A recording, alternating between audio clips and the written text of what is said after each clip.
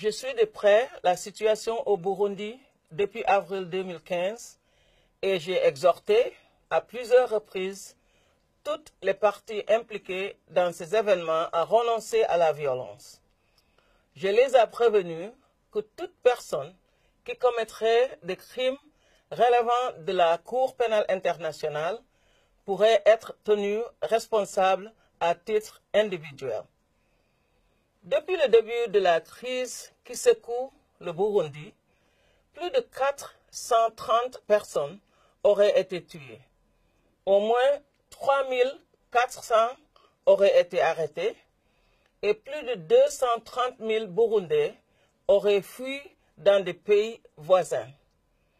Mon bureau a reçu et étudié des communications et des rapports concernant des cas de meurtre, d'emprisonnement, d'actes de torture, de viol et autres formes de violence sexuelle, ainsi que des cas de disparition forcée.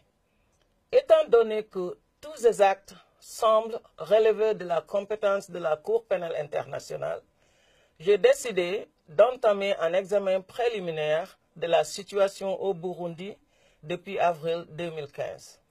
Un examen préliminaire n'est pas une enquête. Il s'agit d'un processus d'analyse pour déterminer si les critères du statut de Rome pour ouvrir une enquête sont remplis. Afin de prendre cette décision, il m'appartient, en qualité de procureur, d'analyser les questions liées à la compétence, à la recevabilité et aux intérêts de la justice.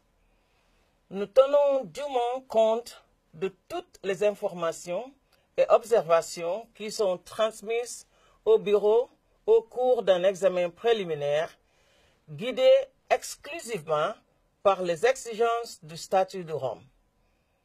Nous conduirons cette analyse en toute indépendance et en toute impartialité. Aucun délai n'est fixé par le statut de Rome pour conclure un examen préliminaire. Je prendrai ma décision lorsque je disposerai d'une base raisonnable pour ce faire. Si les critères sont remplis, je pourrai décider de demander au juge de la Cour pénale internationale l'autorisation d'ouvrir une enquête. Je pourrai aussi décider de ne pas ouvrir une enquête si les critères ne sont pas remplis. Mon bureau contactera également les autorités burundaises afin de s'informer de la nature des enquêtes et des poursuites pertinentes menées sur le plan national. Le Burundi est un État partie au statut de Rome.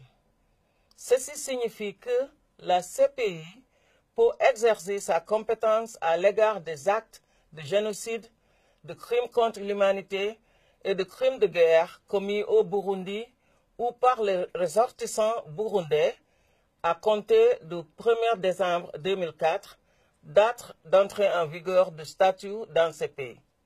Tous les Burundais sont donc placés sous la protection du statut de Rome. S'il ressort que les crimes passibles de la Cour pénale internationale ont été commis au Burundi, il est de mon devoir d'agir au regard du statut.